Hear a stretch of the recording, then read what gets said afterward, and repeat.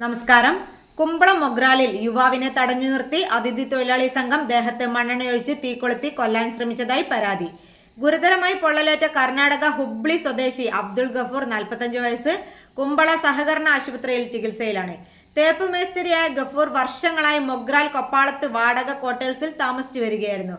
വെള്ളിയാഴ്ച പുലർച്ചെ 5:30 മണിയോടെ മൊഗ്രാൽ റെയിൽവേ അടിപ്പാതയ്ക്ക് സമീപമാണ് സംഭവം നടന്നത്.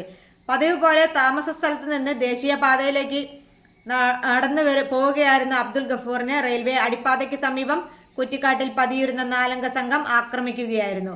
അക്രമികൾ ഇയാളെ തടഞ്ഞു നിർത്തിയ ശേഷം ഒരാൾ ദേഹത്ത് മണ്ണെണ്ണയൊഴിക്കുകയും മറ്റേയാൾ തീ കൊളുത്തുകയും ചെയ്തുവെന്നാണ് അബ്ദുൾ ഗഫൂർ നൽകിയ മൊഴി. തീ ആളിപ്പടർന്നതോടെ അക്രമി സംഘം സ്ഥലത്ത് നിന്ന് ഓടി രക്ഷപ്പെടുകയായിരുന്നു.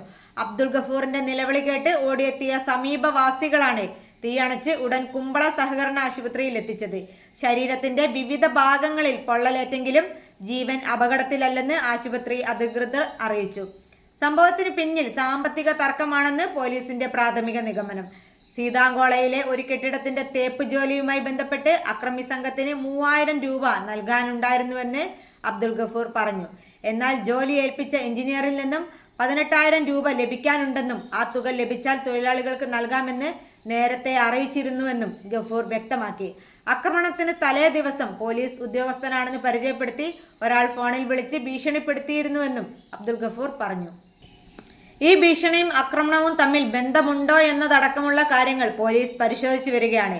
അതിഥി തൊഴിലാളികളായ ശരവണൻ, ലിംഗം മേരി, കണ്ടാൽ അറിയാവുന്ന മറ്റൊരാൾ ആക്രമണം നടത്തിയതെന്ന് അബ്ദുൾ ഗഫൂർ പോലീസിന് നൽകിയ മൊഴിയിൽ പറഞ്ഞിട്ടുണ്ട്. പ്രതികളിൽ മേരിയും മറ്റു ചിലരും തളങ്കര മാലിക് ദിനാർ പള്ളിക്ക് സമീപത്തെ ക്വാർട്ടേഴ്സിലാണ് താമസിക്കുന്നതെന്നാണ് വിവരം. സംഭവത്തിൽ കുമ്പള പോലീസ് വധശ്രമം ഉൾപ്പെടെയുള്ള വകുപ്പുകൾ പ്രകാരം കേസ് രജിസ്റ്റർ ചെയ്തു അന്വേഷണം ആരംഭിച്ചു.